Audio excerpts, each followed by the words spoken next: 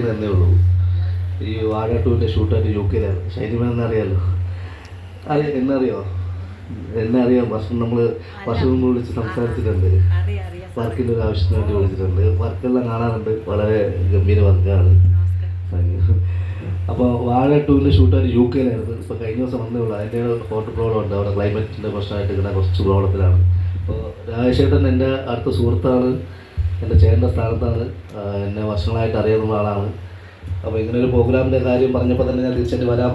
കാരണം എന്നെ ഇങ്ങനൊരു എന്താ പറയുക വിശിഷ്ടാതിഥി എന്നെ ഉദ്ഘാടനത്തിന് വിളിക്കുന്നതിന് ഭയങ്കര സന്തോഷമാണ്. കാരണം ഞങ്ങളൊക്കെ പലതും ആഗ്രഹിച്ചിട്ടുള്ളതാണ് ഇങ്ങനൊരു വേദി പങ്കിടുക, അല്ലെങ്കിൽ ഒരു ഉദ്ഘാടനത്തിന് പോകാൻ പറ്റുക. ഇപ്പോൾ 19 വർഷമായി സിനിമയിൽ. ഇങ്ങനെയൊക്കെ ഒരു സ്റ്റേജ് കിട്ടുക, അല്ലെങ്കിൽ ഒരു ഭാഗ്യം കിട്ടുക എന്ന് പറഞ്ഞാൽ ഒരു വലിയൊരു അനുഗ്രഹമാണ്. ഞങ്ങളെപ്പോലെയുള്ള കലാകാരന്മാർക്കൊന്നും ഇങ്ങനെ ഒരു അംഗീകാരം കിട്ടുന്നത് വളരെ കുറവാണ്, അറിയാലോ. ഞാൻ ജയ ജയ ഹേ എന്ന സിനിമയാണ് എൻ്റെ ഫസ്റ്റ് ഇൻഡിപെൻഡൻറ്റ് പടം. ജയ ജയ ഹേ നിങ്ങൾ കണ്ടിട്ടുണ്ടാവും. അവിടെ നിന്ന് പിന്നെ അങ്ങോട്ട് ഗുരുവായൂർ അമ്പലനടയിൽ, ഫാരിമി, പൊന്മാൻ, ലാസ്റ്റ് ഇപ്പോൾ മാർക്ക് വരെ എത്തി നിൽക്കുകയാണ്. പാൻ ഇന്ത്യൻ ലെവലിൽ ഭയങ്കര അംഗീകാരങ്ങളൊക്കെ കിട്ടി. വളരെ സന്തോഷം. അപ്പോഴും ഞാൻ ഇപ്പോൾ പറയട്ടെ, ഞാൻ ഷോർട്ട് ഫിലിം എന്ന് പറയുന്നത് ഞാൻ സിനിമയിൽ മേക്കപ്പ് മാൻ ആവുന്നുമ്പേ ഷോർട്ട് ഫിലിം ഡയറക്ഷൻ ചെയ്താണ് ഇതിലോട്ട് രംഗം തുടങ്ങുന്നത് തന്നെ.